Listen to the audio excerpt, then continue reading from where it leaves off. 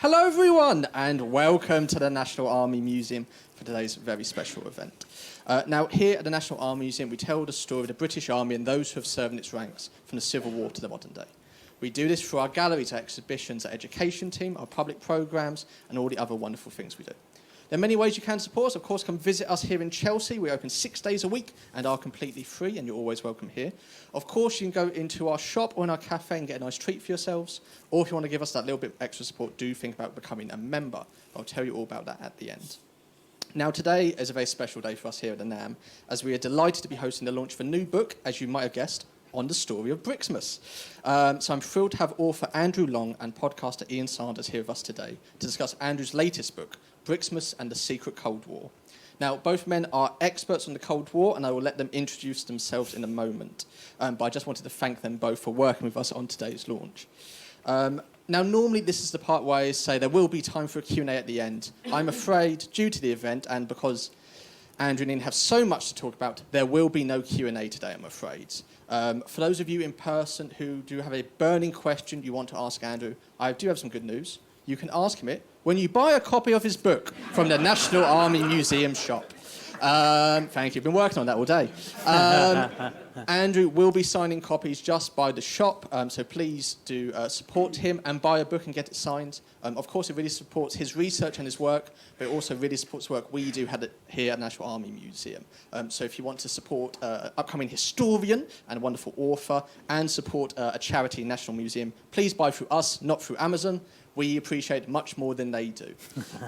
Moving on to some final technical elements. Should we have any technical difficulties, please do bear with us. We'll work to rectify them. We'll keep you posted both in the room and online should we do so. And of course, online audience, should you have any issues, let me know in the chat. I'll do my best to give you a hand. Generally, I say refresh your browser. Generally solves all the issues. With all that said, I just want to hand over to friend of the museum, Peter Williams, who will give us a short introduction. And I hope you all enjoy today's talk. Thank you for coming, everyone.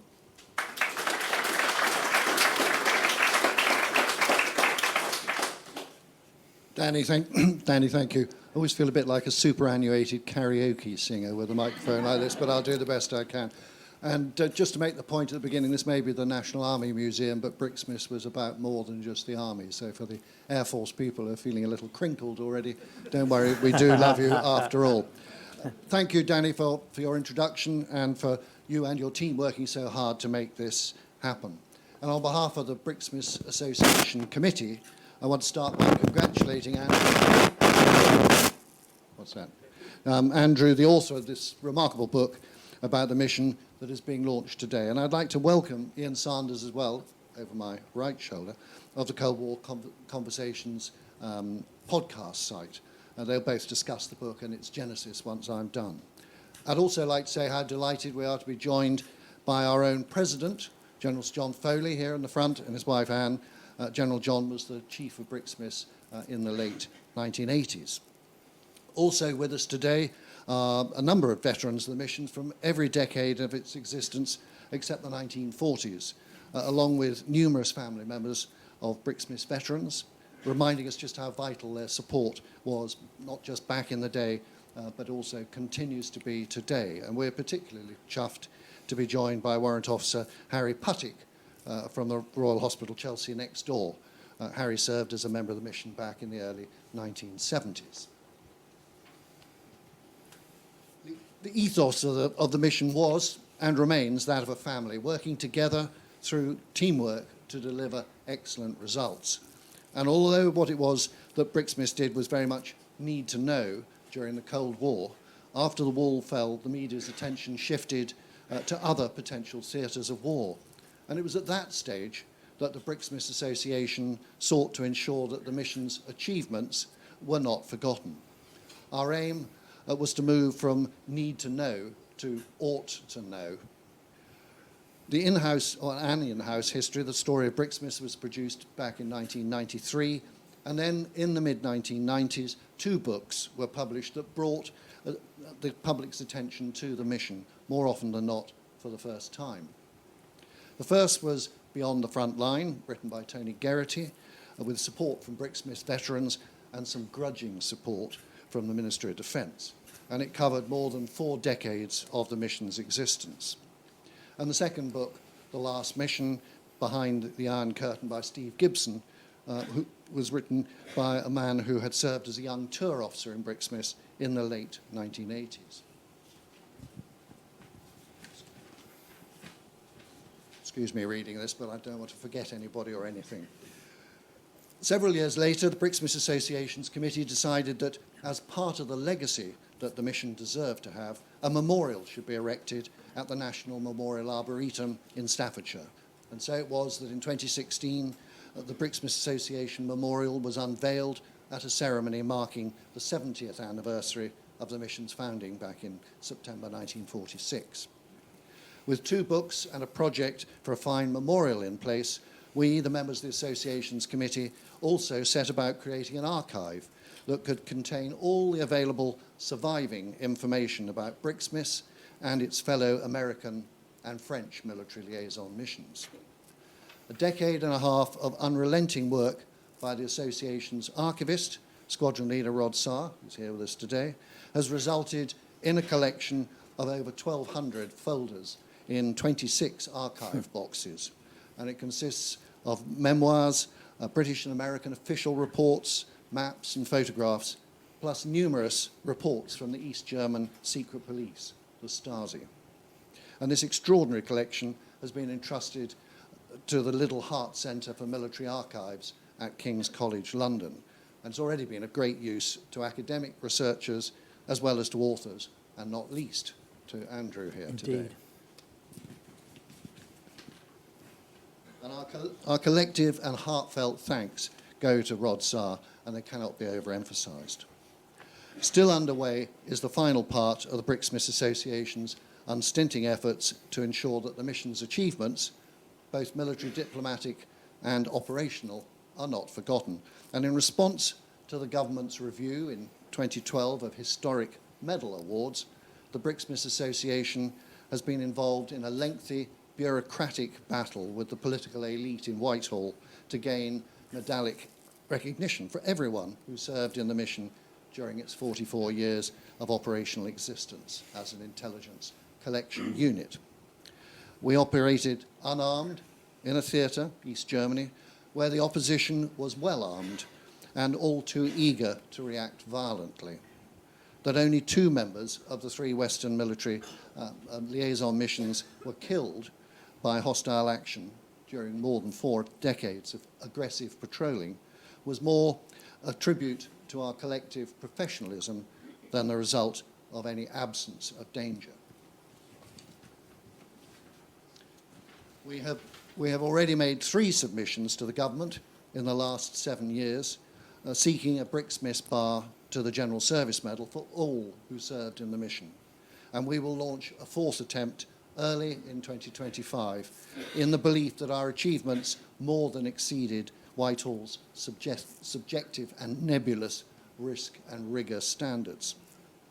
However, we're not here to explain what makes the members of the Brixmis Association committee tick. We're here to applaud Andrew for his long and diligent research, much of it in the Brixmis archive at King's College, and for the excellent book that he is launching today. It brings the reader up to date with the latest available information about Brixmis and, where appropriate, about its counterpart American and French military liaison missions. Andrew jumped through countless hoops in order to ensure that his final product is as accurate as possible. Rod Saar and I, who were invited to review and comment on it at the draft stage, are confident that readers will gain from it a real sense of what it was like to serve in that most remarkable of Cold War organisations. It is, as I said at the beginning, a story that was once a deep, dark secret, in every sense, need to know. And now, for Cold War enthusiasts, it has become a tale that is very much ought to know. And I can wholeheartedly recommend it to you. Again, many congratulations, Andrew. Over to you. Thank you.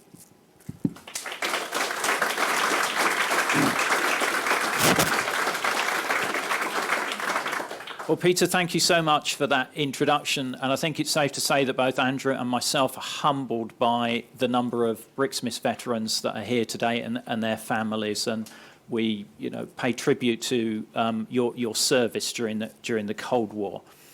The book itself, Andrew and I are going to be digging into some of the detail today. I know we have a tough audience here if we get anything wrong. That's why we got rid of the Q&A. Yep. But my first question for Andrew today is, what makes this book different to the other Brixmis books that have previously been released on the subject? Thanks, Ian. I probably should actually introduce Ian as well. So Ian runs this extraordinary podcast called Cold War Conversations, available on all good podcasting platforms.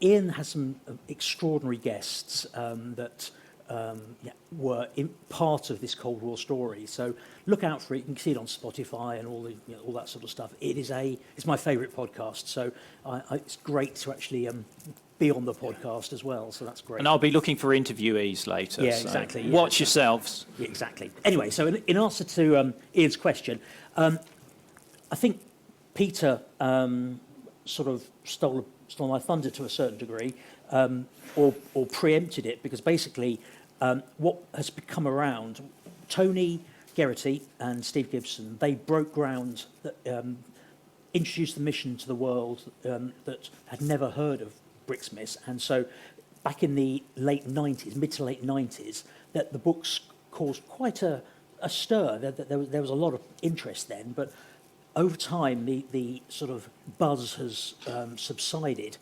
What's happened in the meantime, as Peter said, Rod's built this extraordinary archive at King's College, which I spent days, happy days, going through those 26 boxes, every single file, believe you me.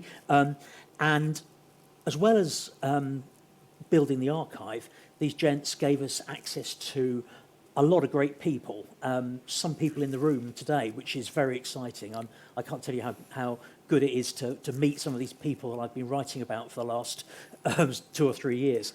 So not only have we spoken to, I've spoken to veterans with Rod's archive, there's also a very good archive here at the National Army Museum, and you'll see in a minute one of the items that I picked up in the archive that the Brixmis Association guys hadn't seen before. So, there's new information coming up all the time. The other thing is the National Archives are declassifying material on a rolling basis, so we can get access to that, which is great. And also the Stasi archives in Berlin. I know a lot of people have looked up their own archives to see what nonsense the Stasi recorded about them, but that information is actually very useful, and I've got some great, you'll see some pictures as we go through. I think the only other difference really is I take a very visual approach to my writing, so the book's packed with maps and diagrams because it's the way I think, and I think it helps the reader get a feeling for what was going on. So you'll see some of them there. There you are. Brief answer to a long answer to a brief question. Perfect. No, great. So many in the audience are going to be familiar with the setting for today's talk, but I just want to provide a little bit of context. So, as Andrew said, this is a great example of the quality of the maps that are within the book, but this shows that post-war Germany was split into 4 occupation zones: the British, French, American, which became the Federal Republic of Germany, and the Soviet, which became the German Democratic Republic, or better known as East Germany. Berlin was 100 miles or so inside the Soviet zone and also split into 4 sectors. It was split in 2 by the Berlin Wall in 1961, creating West Berlin and East Berlin. And the only access to West Berlin from West Germany was specific road corridors, railway lines, river connections, and 3 air corridors.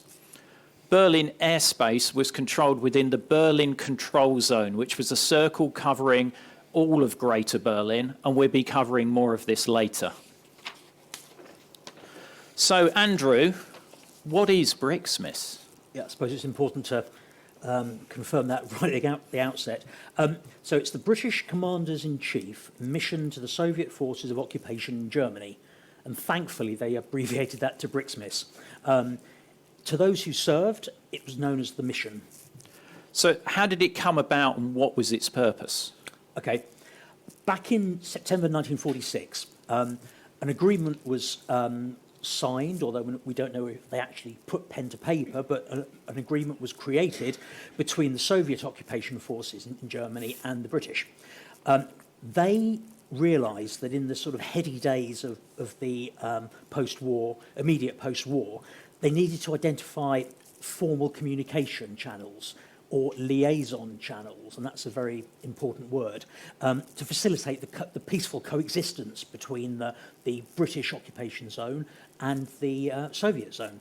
So, it was a very important part of just establishing the peace. Yeah, so this was really important as an ally became foe Yeah. as the Cold War started. Absolutely.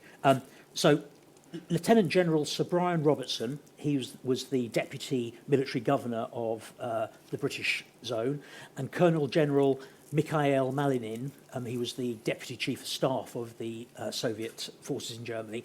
They put their name to the agreement, and it's the Robertson-Malinin Agreement, and thankfully that's known as the RMA. So we've got Brixmis being created by the RMA.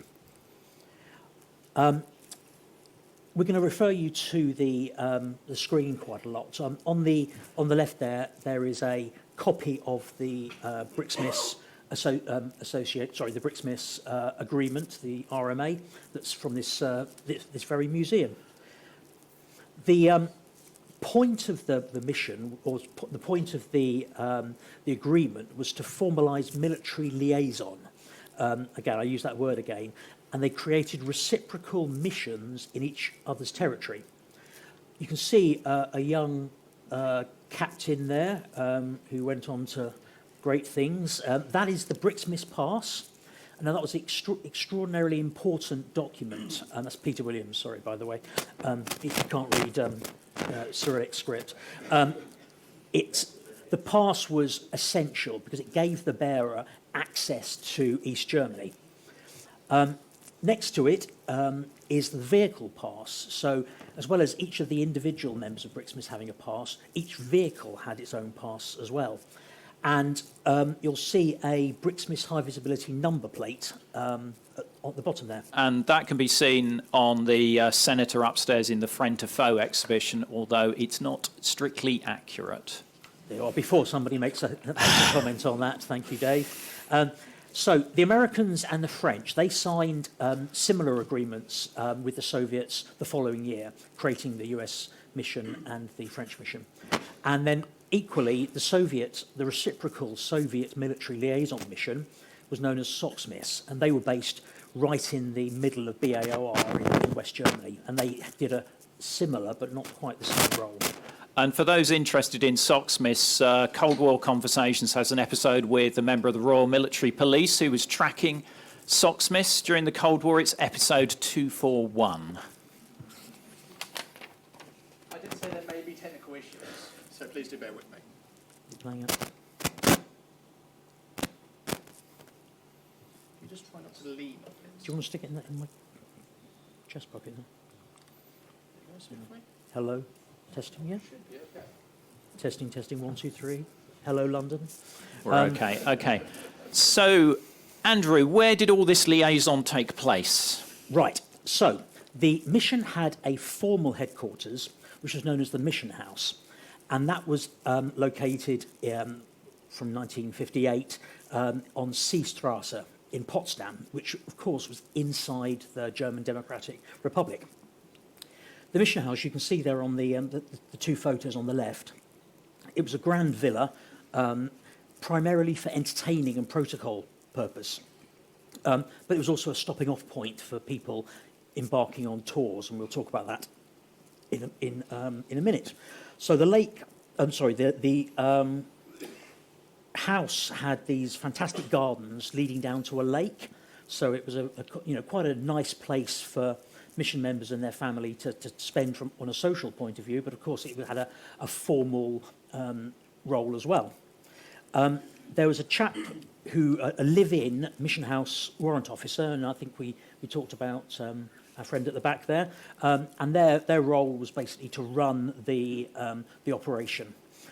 What they did have, though, was the staff were all East German, I can't imagine they were trusted in any way. No.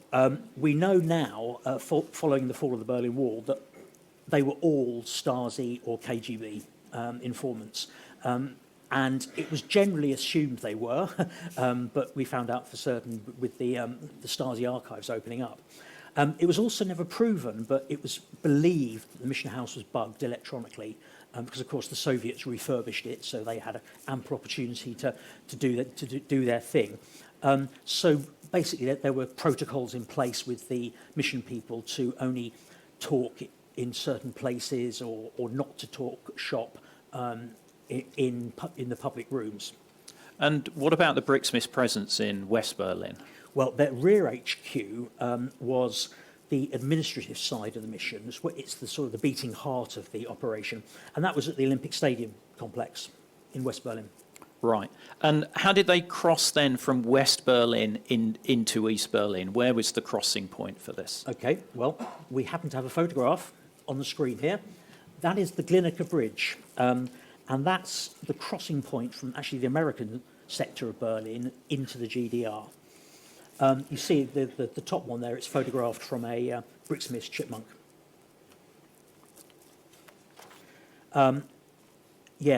This is the famous Bridge of Spies, but the East Germans called it the Bridge of Unity. Yeah, somewhat ironic for the communists. Yeah, they did have a habit of saying the exact opposite of what they meant, but that's East Germans for you. The Bridge of Spies is a subject I've covered a lot in Cold War conversations, so feel free to browse there. Spy swaps are very much in the news now, Yeah. and the Glinica Bridge was used extensively for that. Exactly. You had the famous one with Rudolf Abel and Francis Gary Powers, and there was sort of several ones. The last Czech exchange was a human rights guy in the mid-late 80s, but Sharansky, I think. yeah. So yeah, it's very much a happening at the moment. But Brixmis had an easier route across there. They did. They had to cross the bridge, and they ran the gauntlet of the Soviet checkpoint. So there was a ritual of presenting the pass. So we showed you the pass earlier.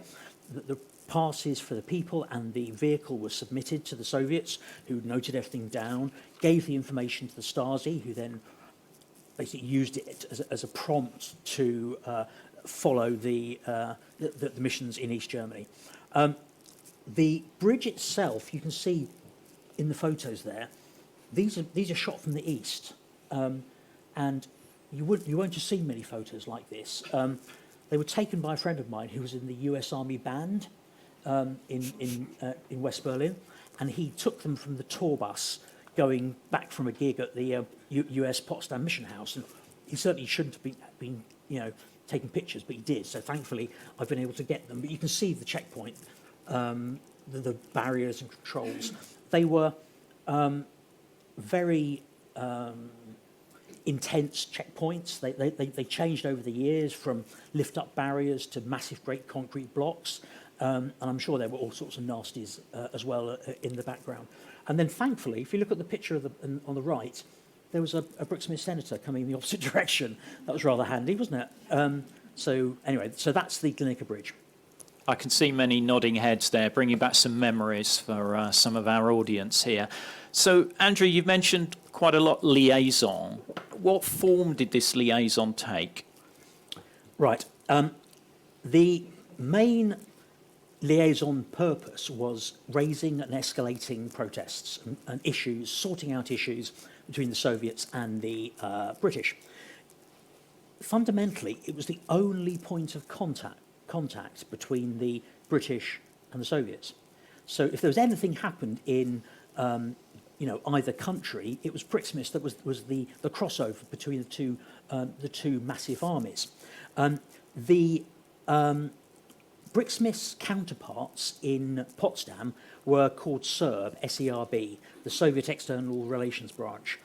They were almost certainly GRU officers and probably one or two KGB as well, but they were the day-to-day interface between the mission and their sort of Soviet hosts. As well as that sort of escalation of problems, there was a lot of formal and informal socialising and entertaining. Only with the Soviets, didn't have anything to do with the East Germans, because of course, from a military point of view, or even a diplomatic point of view, that they didn't recognise East Germany for quite a few years. There were formal occasions. The Queen's birthday parade was probably the hottest ticket in town. There were massive parades in the Olympic Stadium, and then a reception back at the Mission House, which was it was the hot ticket. As well as that, there was a lot of informal socialising with the Serb colleagues at the Mission House, and you can see some various antics going on there. I must admit, I love that photo of that Soviet guy there.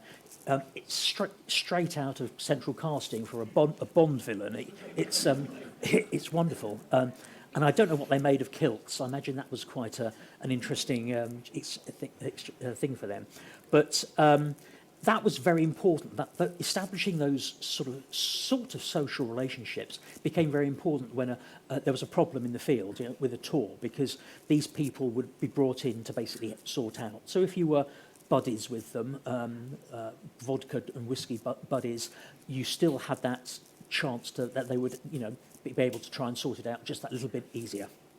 Yeah, it's one of the fascinating things I find. Well, there's so many fascinating things about Brixmis for me, but socialising with sworn enemies is quite a paradox there.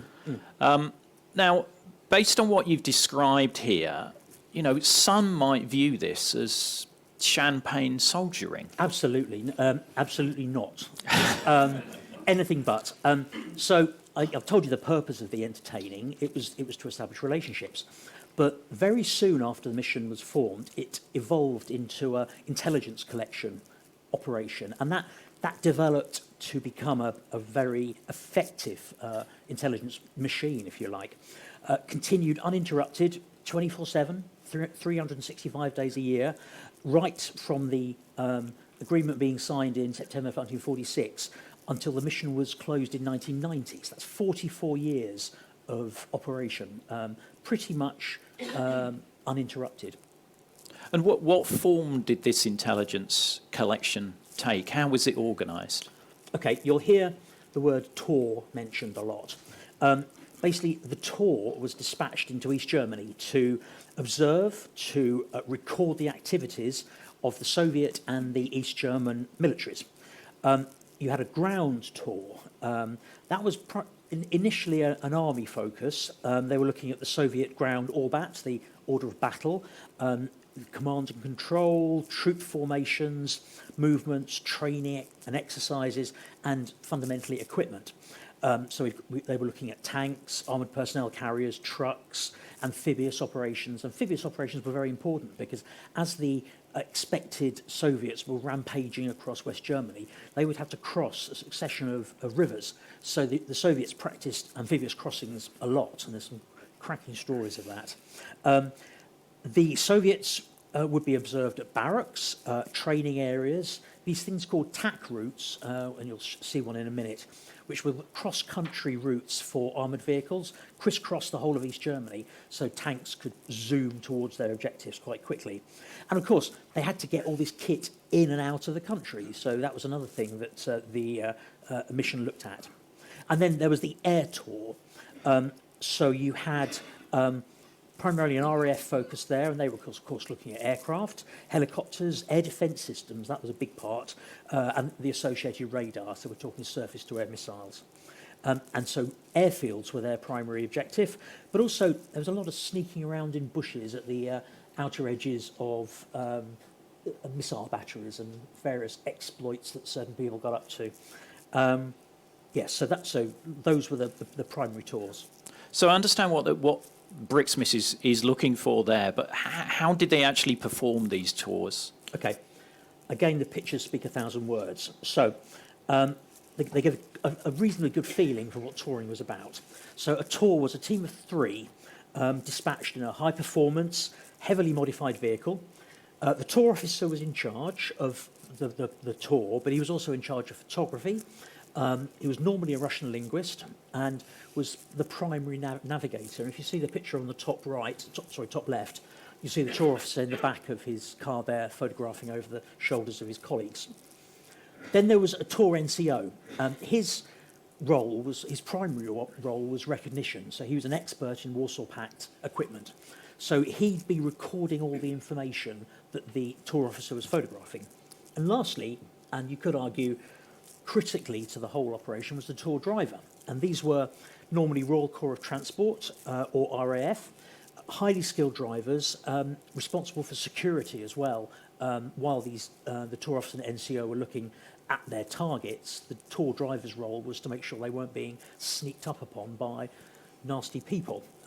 So yeah, you've got a posed photo in the top left of running a column in a G-Wagon, which was the later vehicle. Then we've got a picture of an air tour, and that's Colin Ward leaning on top of the car, and I believe he's tuning in from Uzbekistan at the moment, so hi Colin.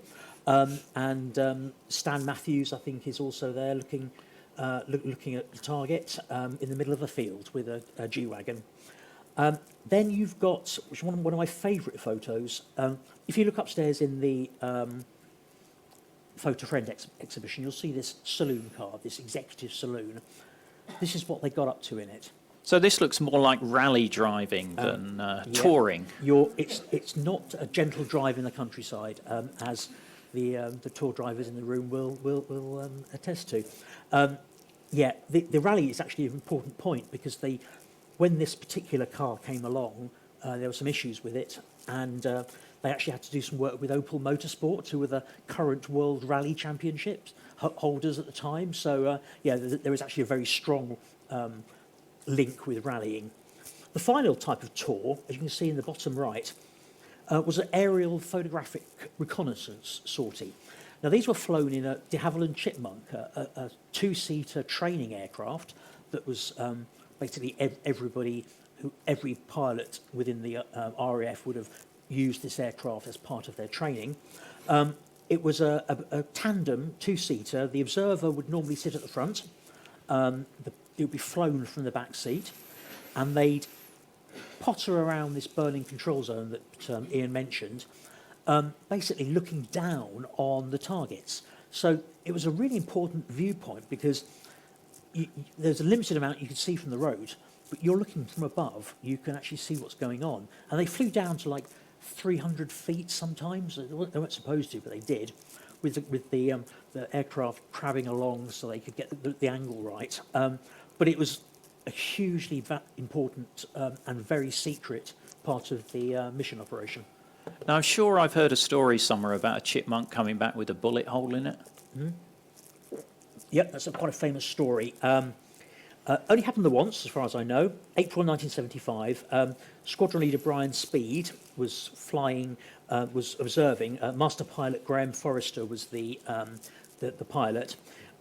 When they potted around, did their thing, returned to Gatow, and the ground crew said, "Excuse me, sir, do you realise there's a huge, great hole in your propeller spinner?" So basically, they somewhat surprised because I don't think they were aware that they'd been attacked. When the photos were developed the next day, there was a Soviet soldier next to a BMP-1 armoured personnel carrier aiming straight at the chipmunk. So they've actually got a photograph of their assailant.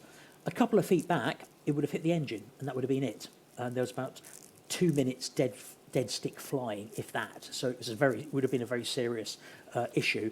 A couple of feet further back, it would have hit Brian or Graham. So, it was quite a serious issue, and the spinner was removed, and I believe it was in the ops room for many years afterwards.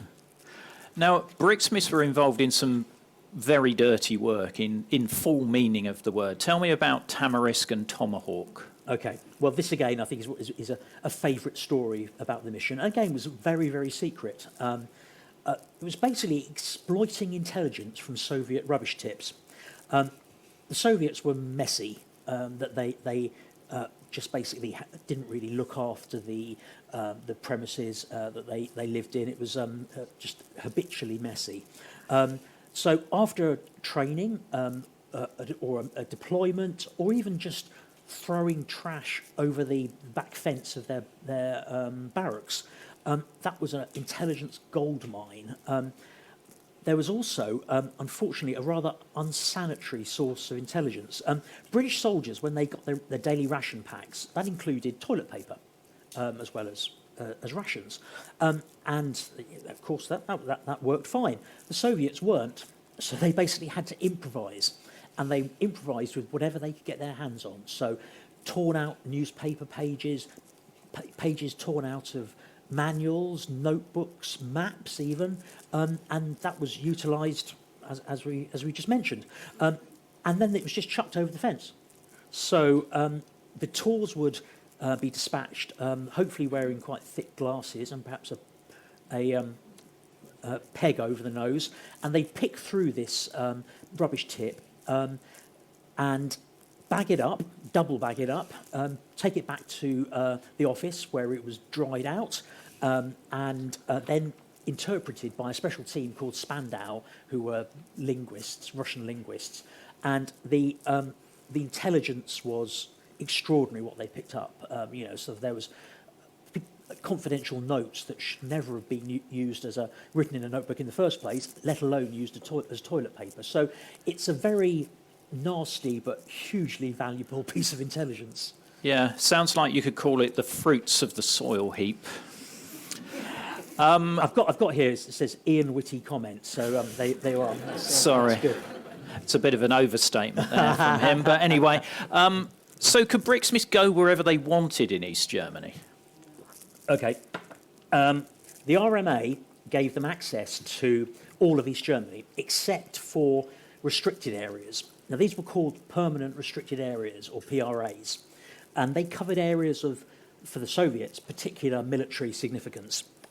Training areas, troop concentrations, all of the inner German border. So basically in 1952, the East Germans closed off the border between East and West Germany, and that was a PRA throughout the Cold War. But also the Czech border and the Polish border, and a good part of the Baltic coast.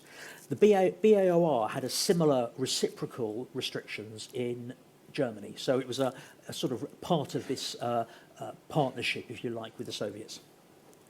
And these PRAs evolved over time. They didn't remain fixed during the entire period. Yeah, they changed sometimes annually, sometimes every couple of years or so.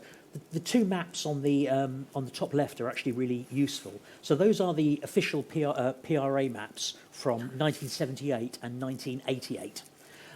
You can see the inner German border on the left-hand side, and that stayed. The pink shaded areas are the PRAs. That stayed blocked off throughout.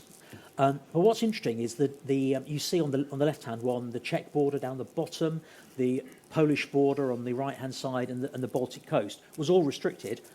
By 1988, these restrictions had started to lift. So I just thought that was a really good contrast to show how dynamic these PRAs were. And you'll see on the easel there, that's another map, a different scale map with this section showed in yellow. And I took that off the wall of my office to bring down today.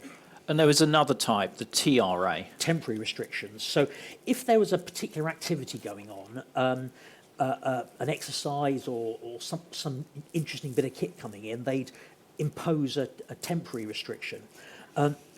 That's this excellent map here that I got from the archive here at the National Army Museum. They were hand-drawn onto quite large-scale maps, and you see the little inset there shows you how vague it all was. And of course, these devious mission people exploited that vagueness to the hilt, and they would use the variations to basically make mischief with the Soviets.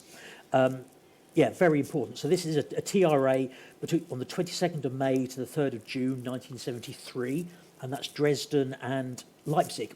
Right. So on that TRA, there's that line running through the middle of it. Running diagonally. What's that? Well, the Soviet interpretation of the RMA was that autobahns through TRAs and also PRAs should not be restricted. I don't believe it was in the RMA. It was there in just interpretation. But what that meant is missions could still drive through the middle. And there's a lovely story of sort of, they're just pootling along the autobahn, looking to their left, and there was a full-scale Soviet battle going on, an exercise. And the mission would park up and take a lot of pictures. And then, yeah, the whole idea was that they would take maximum advantage out of these little loopholes and these variations. Right. And that sign in picture 5 looks familiar. Hands up how many people have got one of those in their garage or on the wall. For the benefit of the online audience, a lot of hands have just gone up.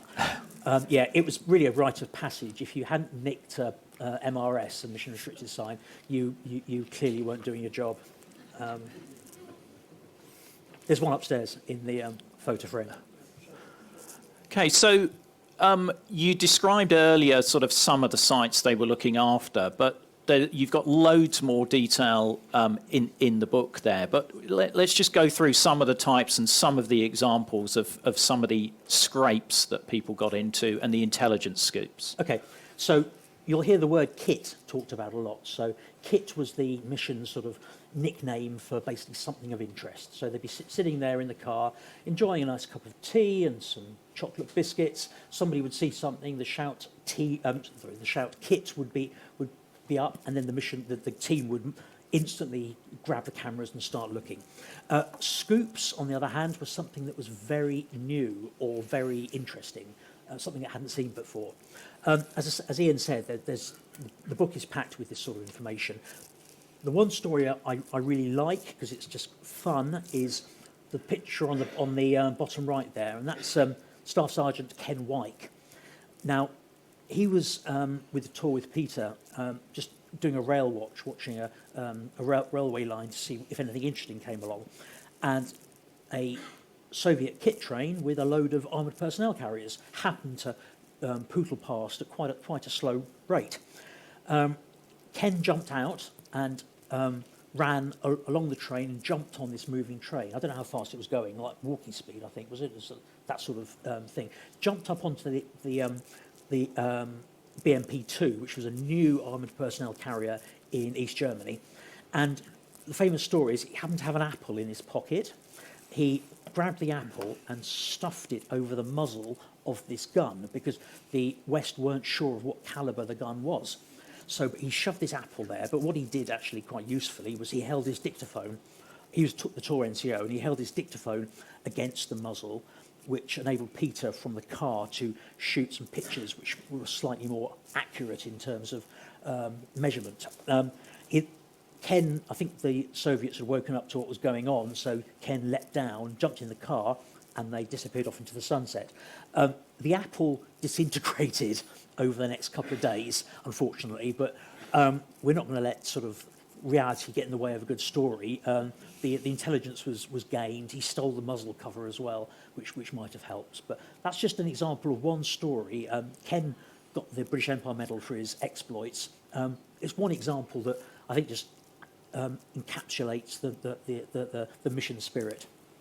Now, this was the pre-digital age, so Brixmis are taking photos onto 35mm film. Later on, they're using video. But with the photos, how are they processed and then pushed up the chain? Well, the tour would use lots and lots of film. They'd take them back to the office in West Berlin and give them to the special section, which was a sort of code word for the in-house RAF photographic lab.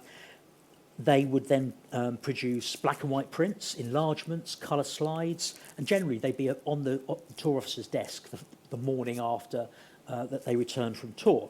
And then what would happen, the tour officer and the NCO would have his notes, he'd have his dictaphone dictation. They'd then start to plough through all this information, and then if anything interesting came up, they grab their colleagues from the weapons office or the research office, and they'd all sit there with magnifying glasses and looking at the information. So that was the first interpretation of their intelligence product. Were we sharing this with our NATO allies, or did we just keep this to ourselves? Well, as soon as they got back, they did something called a tour highlights form, which was actually a very good idea. It was supposed to be the sort of the immediate recollections, the raw recollections of what they saw, any incidents, because if there was an incident on tour, that was likely to catch up with them, so it was pretty good to actually tell the chain of command what had gone on, and copies would go to the US and the French missions as well, and ideally the reports would come back as well. So they were getting a picture of what's going on. Yeah. Now, something that I know is popular with my listeners is descriptions of some of the special equipment that Brixmis had. Yeah. So we talk about kit in the Soviet sense, but Soviet equipment sense, but kit in terms of the equipment the tour used. This gets a lot of interest because it's fascinating what they got up to. So I'd say there were two fundamental pieces of equipment. One is the tour car, the other is the camera. So the tour car had to take, and of course, as Ian said, there's one upstairs. So if you haven't seen it in the photo friend, please look, go and have a look, because it's only here till the end of September, I think it is. So the tour car had to take 3 people, as we've talked about, in reasonable comfort, with all their equipment for possibly 3, 4, even 5 days. It had to have excellent performance on the road, but also off-road. It had to be a stable photographic platform, but it was also an office and temporary home for the tour for the duration of the tour. Tour cars were carefully selected, extensively modified, lovingly maintained, driven harder than you would be allowed to drive a vehicle anywhere else in the British military. And as Ian said, much less like motoring, more like rally driving. Now, this sounds like expensive stuff, and the British military are not notable for their generous budgets. No, that's very true. That's a very important point, actually. There was something called the occupation budget. So as part of the negotiations at the end of the Second World War, the West German government was obliged to give the Western governments considerable amounts of money to, in effect, fund the occupation. It was administered by the West Berlin Senate, and so Brixmis didn't have to go through all the procurement loops and hoops that the other military operations had to. They could bypass procurement, they could deal direct with the manufacturers, and could basically afford the best equipment on the market. So let's go through these cars that we've got up on the screen now. I'm sure some of you will have your own favourites, particularly the drivers. Yeah, absolutely, and there's lots in the book about vehicles, as I'm sure you can imagine. They were primarily Opels, which is the sort of the European equivalent to Vauxhall, and also Mercedes towards the end of the life. The Opel Capitan was adopted in the early 50s, and then there were admirals in the 60s, and finally senators in the 70s. So they followed the model progression of these vehicles. What you see on the 2 left pictures, the top one is an Opel Capitan from 1963. Yeah, and that sort of shows the somewhat schizophrenic nature of Brixmis. Nice shiny car, Yeah. somebody in their number 1 uniform Absolutely. versus broken down car, Yeah. covered in mud in a field. And that's the daily paradox, shall we say? So yeah, that's a huge point. The other thing is that these early cars weren't 4x4s; they were 2-wheel drive cars, and the way they did that was the way they managed. As you can see, the environment that they were driving in, they had quite powerful engines for their time, good tyres, that was a fundamental thing, good Western fuel. The fuel in East Germany was really low octane and couldn't run as fast. And the underbodies were heavily armoured by what were called panzer plates. It added a huge weight to the vehicle, but it had the power or kinetic power to basically ride over rough terrain. Then in the middle there, you've got the Opel Senator, which was introduced in the 1980s, and that's obviously the one upstairs.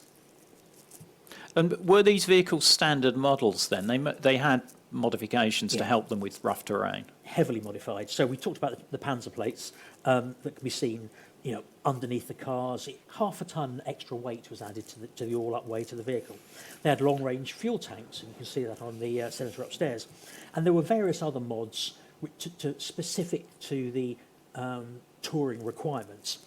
The game changer, though, was something called the Ferguson Formula four-wheel drive conversion. So in the mid-70s, there was a heavy engineering solution that turned this two-wheel drive Opel Senator and Admiral executive saloon into a 4x4 off-road monster. And you saw the picture earlier of the Senator blasting through a ploughed field. Well, this conversion allowed the car to perform completely not as the designers intended, shall we say. Now, we can't cover Brixmis vehicles without talking about the James Bond switches. Nope, it has to be mentioned. That basically, a custom lighting panel. If you go upstairs and peer between the front seats, you'll see a custom panel, and that allowed individual control of all the lights. They could go darker at the flick of a switch for the driver driving along with night vision goggles, which must have been a horrendous experience for the passenger. That you could mimic a motorcycle or a Trabant, various things. It was a huge advantage, tactical advantage. The Range Rover, as you can see in the bottom picture there, came along around the same time, albeit it was a three-door only, very capable off-road, but unfortunately it was a product of the 1970s British motor industry. Yeah, not Britain's finest hour there at all. Unreliable, leaky and drafty in the summer. Yeah, the less said about that, the better. And we have, just to illustrate the point, a broken down Range Rover on a recovery trailer towed by a German Mercedes G-Wagon. One of my favourite stories that I picked up in the archive was a Range Rover on a recovery trailer being towed by another vehicle. There was a BBC crew filming a documentary on J.S. Bark in his hometown, and they bumped into the Brixmis. And one of the BBC guys looked at this sort of trailer thing. Tell me, do you always carry a spare car? It's one of my favourite stories. If it's not true, it doesn't matter. It's too good a story. Yeah, who cares? Now, even with four-wheel drive, they must have struggled and got bogged down. How was that dealt with? Well, getting bogged in was a regular occurrence. The vehicles also simply broke down. They were immobilised in basically a contact with the opposition. And there was also the distinct possibility of a road traffic accident. You know, it happened. So we have a lovely picture at the top there with an Opel Senator with Staff Sergeant John Jones and Corporal Robbie Woods, with the Senator in a very deep hole in one of these tack routes I mentioned earlier. Picture was taken by Peter in 1982.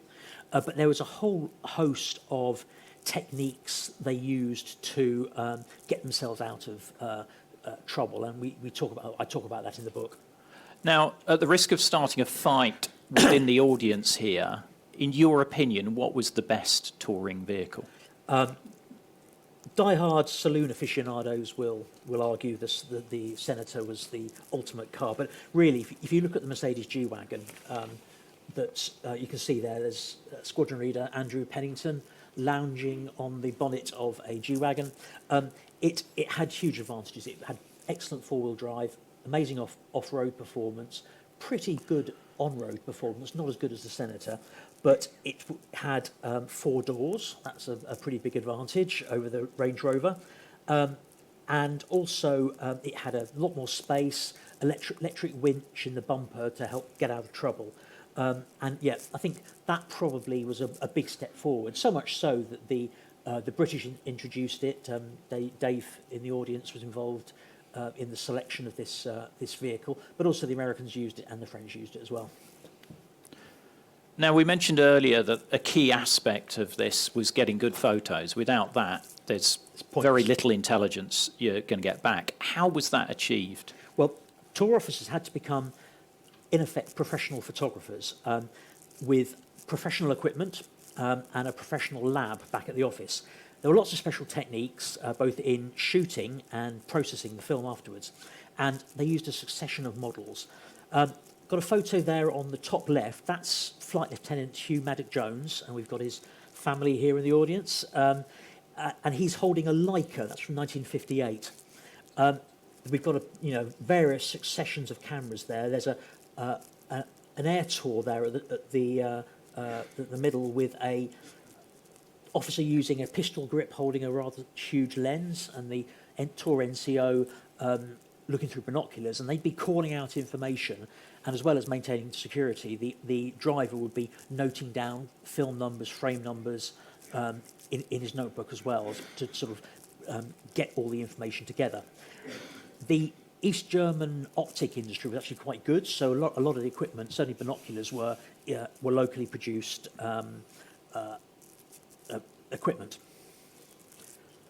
And then they moved to Nikon, and Rod in the audience here was involved in selecting Nikon as the new camera. He went to a photographic show in 1971, chatted up the Nikon people on the stand, and came away with the Nikon F2 that basically started a relationship with Nikon throughout the life of the mission.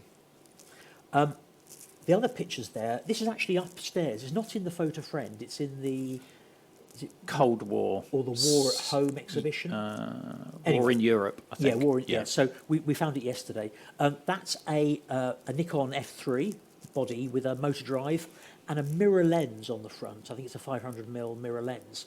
Now, this mirror lens was a massive advantage for the mission. They were developed, interestingly, by the Soviets, who packed a sequence of mirrors into a very compact format. So you could have a 500mm or 1000mm, a metre long focal length lens in a very small package.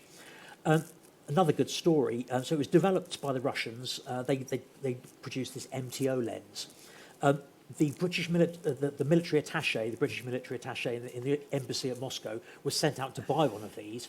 It was flown back in the diplomatic pouch to London, flown out to West Berlin, given to the mission, and then used to photograph Soviets. So sort of like a virtuous circle there. Brilliant. One of the many great Brixmis stories. Now, I'm getting hungry. It's getting towards lunchtime. How did Brixmis survive when they were out? Because they were staying out overnight. They had to eat. How did that work? Okay. They initially used hotels, but there was a security issue with that. And so really in the late 1950s, when the anti-mission activity started to ramp up, they began camping out. So the tour officer and the tour NCO always slept outside, whatever the weather, whatever the temperatures, while the driver stayed inside the car with the doors locked, and basically to keep the contents, the secret stuff, secure. The camping spots, they were carefully selected. They were known as Z-platzes, and often they were quite close to the objective. So the idea was you get up and then get on with looking at the target. The invention of the one-man Gore-Tex pop-up tent was a bit of another revelation. There's some diehards in the audience who'd insist on using a more traditional bivvy approach, but this Gore-Tex tent was actually a major innovation. Yeah, I was going to say, the chap in picture one doesn't seem too happy about the arrangement. No, that's Mr. Pennington sat in the audience there. But the idea was you'd better get your tent up, get in your sleeping bag in the dark, in any conditions, in less than a couple of minutes. That was the whole idea. Yeah. And eating, I mean, how was that handled? Well, to start with, they would bring packed lunches. Well, sorry, they'd bring packed lunches. But if they were stationary for any period of time, they would cook. And we've got Corporal Wayne Fury there grilling a sausage over a Primus stove, which apparently was one of his things. We then have, on tour, East German cakes were supposed to be very good, and ice creams were very good. However, after the Chernobyl disaster in 1986, word came down from on high that the East German dairy industry had to be avoided because for genuine fears of contamination. So no cakes, I'm afraid, for tourers. And is that one of the famous Brixmis curries being cooked that's in that? That's part of a Brixmis tradition, and you'll see that's on the screen there being cooked actually inside a Mercedes G-Wagon. Everybody would contribute ingredients. They'd all go in the pot, all sorts of wondrous things. Woe betide if any tour member was a vegetarian. That caused no end of problems. And then lastly, we've got another picture of Andrew Pennington boiling the water for the thermos flasks. And this was, again, part of a Brixmis ritual. In the morning, they would brew up boil the water, stick it in flasks, and then every 2 hours, without fail, they would stop for a brew. It was either that or get in extreme trouble from the tour driver. So again, part of Brixmis tradition that was drummed in at the trading. Now, one thing we haven't covered is the opposition, and there was serious opposition to Brixmis in East Germany. Absolutely. If a tour, well, basically, first the opposition had to catch the tour. So there are some extraordinary hair-raising tales of evasion. I've got some really quite, jaw-dropping stories in the book of basically high-intensity car chases. But when it came to the push came to the shove, literally, there was sandwiching. You see sorry, I think I've gone too far. I might change the photos. I've got out of sequence here. Excuse me while I backtrack. Sorry, I turned too many pages. Yes, excuse me. The opposition was primarily the Soviet forces in Germany, the NVA, which was the East German military, and of course the Stasi, the infamous secret police. The East Germans had no powers to arrest or detain the tours, but they could certainly interrupt their day, they could intercept them, and with various degrees of violence, they could try and stop the tour. They would then hand them over to the Soviets to do the necessary paperwork. Ramming was pretty commonplace, sometimes in deliberate ambushes. Shots were sometimes fired, occasionally, and unfortunately, some of them even hit their targets. So this is a very quick run through these pictures here. From the 1950s, you see a very bit of overt surveillance going there with some Stasi narcs literally parked a couple of 100 feet behind a tour car, which is having its wheel changed. There's an incident in the 60s. There's a Soviet sentry firing at a mission there. That was Frank White, who was getting a little bit too close for comfort. In 1976, there was a pretty nasty ramming incident. There's a tour led by a guy called Major Gordon Duff, and the vehicle was forced off the road by two Stasi motorbikes and then rammed by a 4.5-ton NVA truck. The tour NCO, Sergeant Bob Thomas, was really quite badly injured, had a badly broken leg, and then had a rather uncomfortable stay in an East German hospital after that. We talked about the Stasi reports. Well, there's a lot of stolen equipment there. There's some night vision goggles and various other sneaky-beaky bits of equipment. At the top there, you've got Staff Sergeant Graham Geary practicing diplomatic restraint in the face of some Soviet aggression there.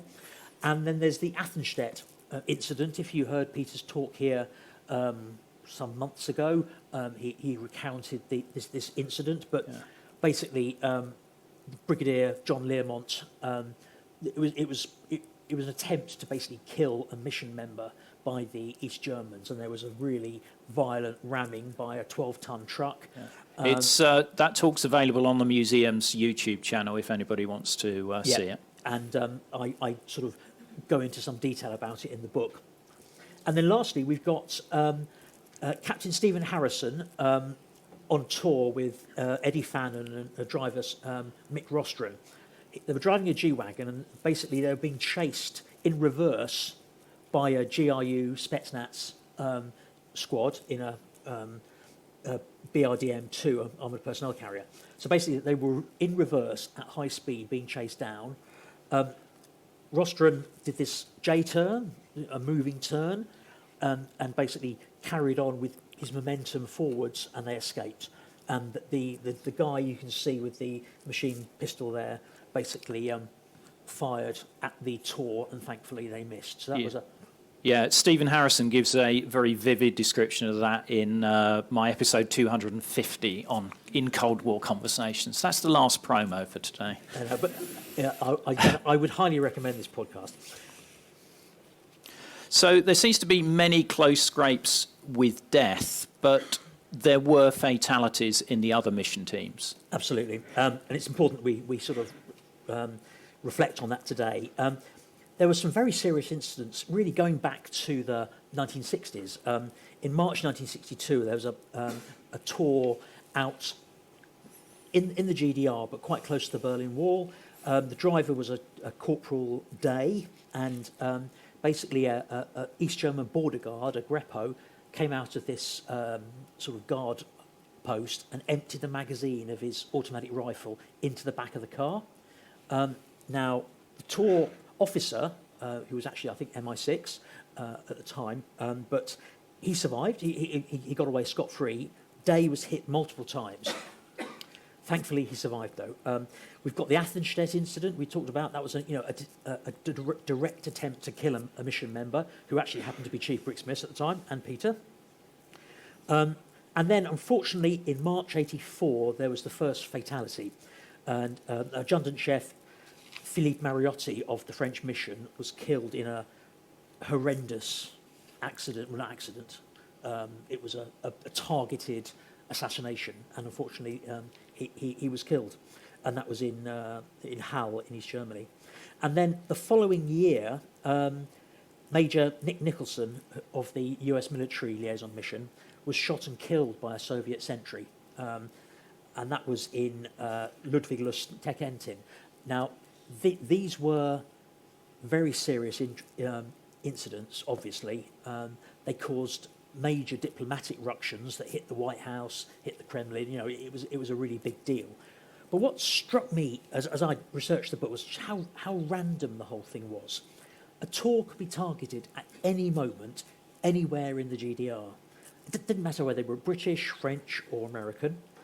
Every time they crossed the bridge that we saw earlier, they were at risk of being subjected to serious, if not lethal, violence. And that was that was a real sort of revelation to me, just how, go back to Peter's comment about risk and rigour with the Medals Committee, it was a very serious, dangerous game they played. Yeah, I think it absolutely underlines how different the Brixmis experience was to any other British unit during the Cold War. If a tour was stopped by the East Germans and the Soviets, what then happened? Okay, so they would basically, the tour would try to evade, as I said earlier, in the wrong sequence. They would be sandwiched, and we see there a Range Rover very unsubtly sandwiched between two armoured personnel cars. That wasn't going anywhere.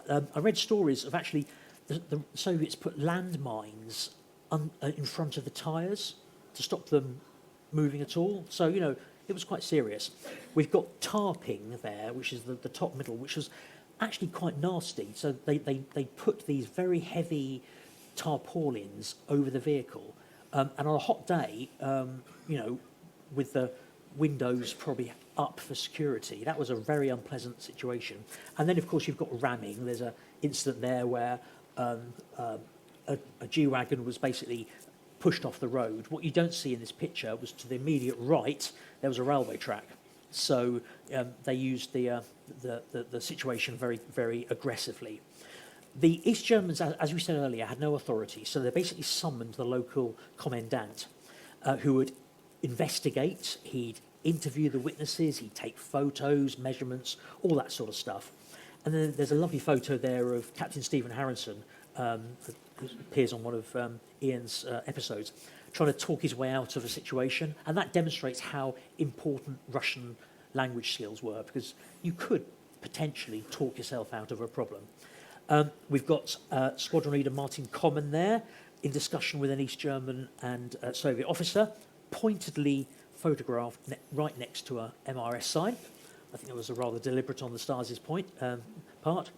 And then we have the commandant laboriously preparing his statement, which was called an act. So he'd produce it, he'd write it, draft it up, sometimes call up the chain for advice and information. And then the tour officer would routinely refuse to sign it. That was their standard operation procedure. And we've got Flight Lieutenant Crawford there in 1982 staring disdainfully at the act that he would then decline to sign. Now, there's loads more we'd love to tell you about, but we've run out of time. So you're going to have to buy the book. You were going to buy it anyway, but go out and buy the book. Loads more stories, loads more detail. Is there anything else you'd like to say in conclusion, Andrew? No, I think let's just show you the end of the mission. So obviously, all good things come to an end. End of the Cold War, Berlin Wall opening, basically the mission, the role of the mission became redundant. There was, in theory, no need for it. But you've got some lovely shots there of a group of Brixmis veterans on the Glenaker Bridge the day after it opened up, with a load of smelly Trabants in the background. And then finally, I love that photo in the bottom there. It's really poor quality. If anyone's got a better photo, I'd love to have it. That's the last tour. That when it was in a forest in the middle of Germany, and as you'll see there, they enjoyed their barbecue right next to an MRS sign again. So that really concludes the talk. It was a fascinating project to write. I think Alec put the last words to a very senior MOD official. He said, Brixmis was a unique organisation which operated in a unique period of history, and its products were uniquely valuable. So that really sums up the mission. So thank you very much. Thank you, Ian, for My pleasure. for talking to me and keeping me on the straight and narrow. And thank you for all the people who contributed and helped me write the book. I look forward to meeting you all and chatting later.